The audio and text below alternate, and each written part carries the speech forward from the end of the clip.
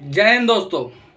अगर आपसे भी आपके लोन की ईएमआई या फिर क्रेडिट कार्ड का बिल पे नहीं करा जा रहा है और आपको भी ये रिकवरी वाले, ये बैंक वाले या फिर ऐसे और रिकवरी एजेंट परेशान कर रहे हैं, तो दोस्तों डरने की जरूरत खत्म हो चुकी है। अब बस आप ये 3 कानून जान लो, बस आप ये 3 तरीके जान लो, उसके बाद कोई भी रिकवरी वाला आपको कभी भी पूरे जिंदगी में परेशान नहीं कर पाएगा।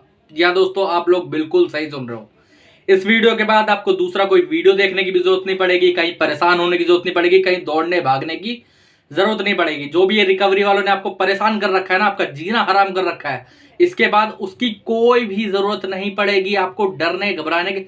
इस वीडियो के बाद आपका डर ही खत्म हो जाएगा, बिल्कुल मैं बोल रहा हूं। और बताइए, ठीक है, इस वीडियो के बाद आपका पूरे तरीके से डर ही खत्म हो जाएगा। जी हाँ, कुछ मैं क्लाइंटों के एग्जांपल भी दूंगा और कुछ आपको ये टेक्निक्स भी बताऊंगा कि इसके अंदर करना क्या क्या है। अगर आपको रिकवरी वाले परेशान कर रहे हैं, आपको बहुत ज्यादा तंग कर रखा है, रिकवरी का जो प्रोसीजर है वो बहुत ज्यादा हार्ड कर रखा है आपके ऊपर, तो उसको बिल्कुल जीरो पे लाके बंद कैसे करवाना है।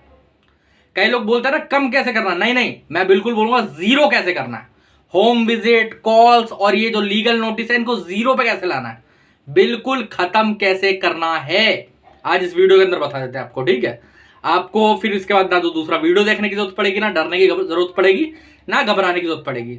तो दोस्तों, मैं आप सबका हर्ष कुमार आपके इस चैनल लोन डिस्टोर में आपका स्वागत करता हूं। अगर आपको भी किसी प्रकार से कोई रिकवरी वाला परेशान कर रहा है, आपको कॉल्स आ रही हैं, आपके घर पे होम विजिट हो रही है, आपको लीगल नोटिस आ रहे हैं, या फिर किसी प्रकार से आपको परेशान करा जा रहा है, या फिर आपको भी अपने लोन की सेटलमेंट 10 से 20% के बीच में करवानी है, यहां पर मेरा नंबर आ रहा है, आप मुझे व्हाट्सएप पर मैसेज कर सकते हैं, व्हाट्सएप के माध्यम से हमसे जुड़ सकते हैं। ठीक है, नॉर्मल कॉल करेंगे कोई जवाब नहीं आएगा, व्हाट्सएप पर कॉल करेंगे कोई जवाब नहीं आएगा, सिर्फ व्हाट्सएप पर मैसेज करें, व्हाट्सएप पर मैसेज करेंगे तो हम उसके बाद आपके मैसेज का रिप्लाई करेंगे। ठीक है, चलिए वीडियो में आगे बढ़ते हैं। तो पहले तो एक चीज आप लोगों को बहुत क्लियर कर देना चाहता हूं मैं, फिर चाहे आपका लोन 1 रुपए का हो, 1 लाख का हो, 10 लाख का हो, 1 करोड़ का हो या 10 करोड़ का हो, मैटर नहीं करता है। अगर आपने किसी भी प्रकार से कोई लोन ले रखा है, ठीक है, वो अनसिक्योर लोन है या सिक्योर लोन है, ठीक है, सिक्योर लोन भी है, तो उसके अंदर ऐसा नहीं है कि इन रिकवरी वालों को कोई राइट्स मिल जाते हैं आपको परेशान करने के। जी हाँ, अक्सर ये लोग बोलते हैं ना कि हम तो बैंक का पैसा मांग रहे हैं, हम तो मांगेंगे, आप दे नहीं रहे हो, दे क्यों नहीं रहे हो बैंक, हम तो बैंक का पैसा मांगने के लिए बैंक ने हमें ऑथराइज कर रखा है। मेरे भाइयों, बैंक का रिमाइंडर है खाली एक रिकवरी एजेंट, और कुछ नहीं है। ठीक है, रिमाइंडर कॉल होते ना कि सर आपकी पेमेंट आ रही है, वो करवा देते, बस इतना ही अधिकार है रिकवरी एजेंटों को। और कोई अधिकार नहीं है कि आपको फोन करके गाली गलौज करे, आपके साथ बदतमीजी करे, लोन क्यों लिया था, घर में पैसे नहीं है, अब भर दे, देने पड़ेंगे पैसे, ऐसे ऐसे शब्द बोलते हैं ना वो रिकवरी वाले। ऐसा कोई भी अधिकार नहीं है किसी भी बैंक के किसी भी रिकवरी एजेंट को, कोई भी अधिकार नहीं है ऐसा। लेकिन फिर ये करते क्यों ऐसा, मैं यहां तक बता देता हूं कि किसी बैंक को इतना तक अधिकार नहीं है कि वो आपकी बीवी, आपके बच्चों तक को आपके लोन के बारे में बता पाए। जी हाँ, ये रिकवरी वाले करते हैं ना बहुत ज्यादा, कि आपके जो यार प्यारे रिश्तेदार होते हैं या फिर कोई और रिलेटिव होता है, नेबर होते हैं, इन सबको बता देते हैं फोन करके या फिर होम विजिट पे कि भाई साहब इन आदमी ने लोन ले रखा है, इतना इतना फलाना ढिमकाना, चुका नहीं रहा है। फिर ऑफिस में फोन कर देता है, कई बार मेल कर देंगे ऑफिस के अंदर, ऐसी ऐसी चीजें करते हैं ना वो लोग, ऐसा सब कुछ करते हैं ना। तो ऐसा कोई भी अधिकार नहीं है। अगर ऐसा कोई भी रिकवरी एजेंट करता है तो तुरंत रूप से उसके खिलाफ एफआईआर दर्ज करवाइए।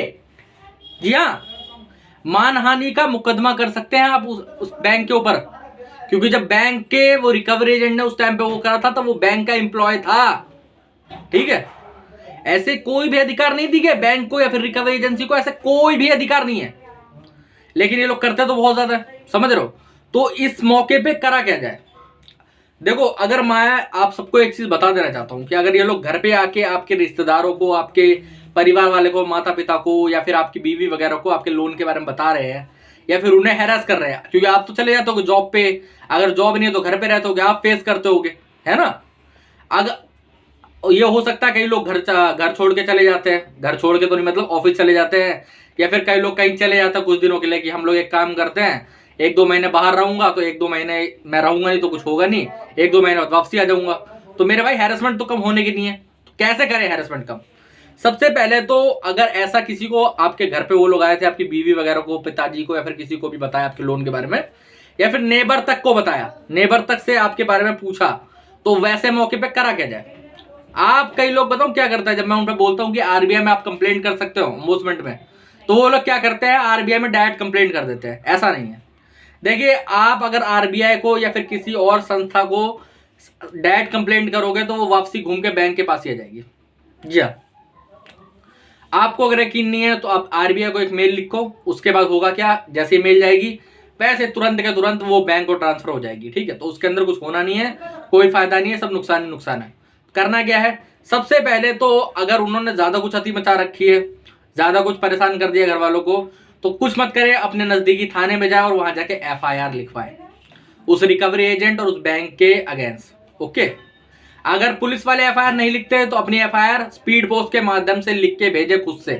ठीक है, अगर आपसे ये नहीं हो पा रहा, यहां पर मेरा नंबर आ रहा, मुझे व्हाट्सएप पर मैसेज कर सकते हैं, हम करवा देंगे, आपका कोई दिक्कत नहीं है। ठीक है, अब ये तो आप कर दोगे, ठीक है, रिकवरी एजेंट के खिलाफ एक्शन भी हो जाएगा। एक बार जब आपने एफआईआर दर्ज करवा दी है अपनी रिपोर्ट लिखित के माध्यम से, तो उसके बाद फिर उसमें एक्शन होगा ही होगा, कुछ भी करके। ठीक है, अब अगर मान लेते हैं वो ज्यादा बदतमीजी नहीं कर रहे, कॉल्स वगैरह बहुत आ रही हैं, या फिर आपके रिश्तेदारों को कॉल कर दिया है, वैसे रिश्तेदारों को जब कॉल कर दिया जाता है तो उस माध्यम में होता क्या है कि नॉर्मल पुलिस उसमें कुछ करेगी नहीं, मैं एक्चुअली बता रहा हूं आपको। ठीक है, वो तो बोले कि हमारा काम ही नहीं है। तो आपको इस पे क्या करना है, आपको सबसे पहले आपका जो भी स्टेट है वहां के साइबर सेल, साइबर क्राइम की पुलिस के पास रिपोर्ट दर्ज करवानी है। कैसे करनी है, आपको कहीं जाना नहीं है नजदीकी थाने में, आपको ऑनलाइन के माध्यम से खुद के पोर्टल से कंप्लेंट करनी है। जिस भी स्टेट में आप रह रहे हो उसका अलग पोर्टल होगा, वहां पर जाके आप कंप्लेंट प्लेस कर सकते हो, कोई दिक्कत वाली बात नहीं। आपको एफआईआर की कॉपी मिल जाएगी, जो भी ऑफिसर आपको असाइन होगा वो आपको खुद फोन कर लेगा, तो आप उसको फोन कर सकते हो, वहां नंबर आ जाता है, कोई दिक्कत वाली बात नहीं है। ठीक है, और अगर मान लो कि कोई गाली गलौज नहीं हुई है, किसी यार बार रिश्तेदार को फोन नहीं करा है, आपको ही कॉल करके बहुत हैरेस करा जा रहा है, वैसे में क्या करें। वैसे में देखिए, सबसे पहले तो दो तरीके हैं। एक तो आपको बैंक को मेल करना पड़ेगा जो भी आपके साथ बदतमीजी हो रही है उस सब चीजों के बारे में। ठीक है, और ये सब चीजें रोके जाए, ये सब एक्शन लिया जाए, इसके बारे में आपको मेल करनी पड़ेगी बैंक को डायरेक्ट। ठीक है, सीधे आरबीआई में नहीं कर सकते, कोई भी उसका जवाब नहीं आएगा, आपकी कंप्लेंट जो है वो बेकार जाएगी। ठीक है, दूसरा एक तरीका है, आप कॉल फॉरवर्डिंग की सर्विस ले सकते हो। जी हाँ, क्योंकि देखो, जब कॉल्स आप उठाना बंद कर दोगे तो आपके घर पे होम विजिट के चांसेस लमसम दुगने हो जाते हैं एक्चुअली में।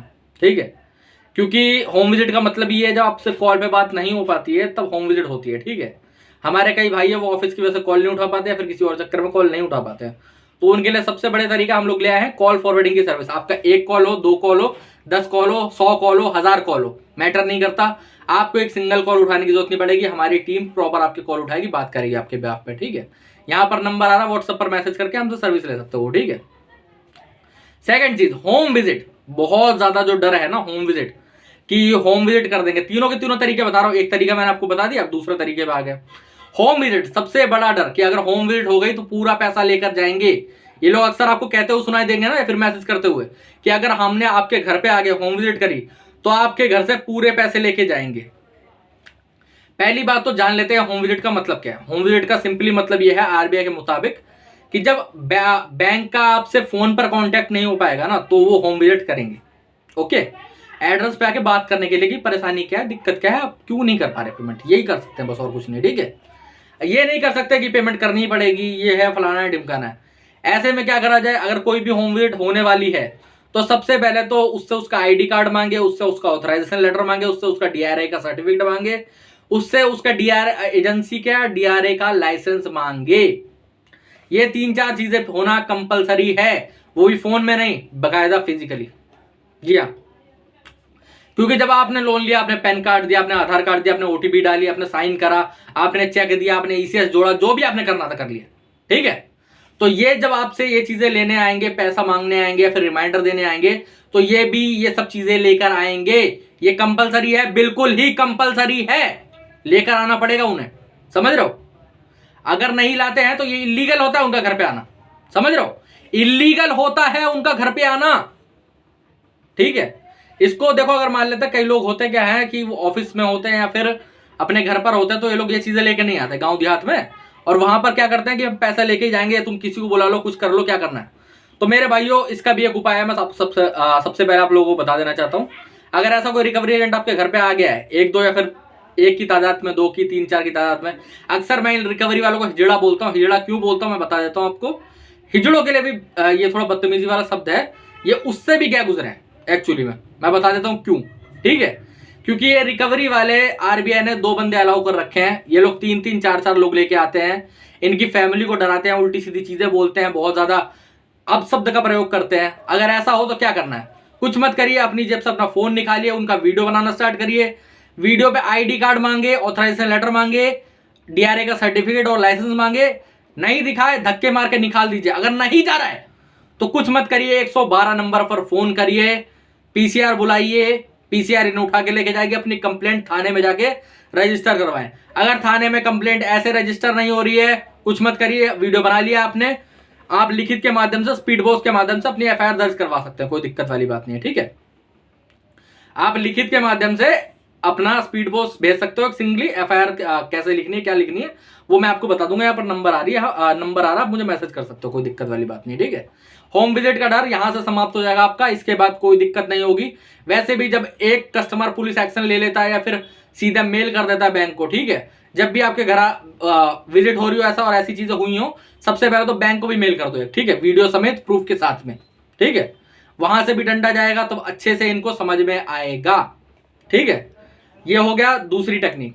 अब आते हैं थर्ड तरीके पे। थर्ड सबसे बड़ा तरीका है लीगल नोटिस। अगर एक बार लीगल नोटिस इशू हो गया तो कोर्ट में जाके पूरा पैसा देना पड़ेगा।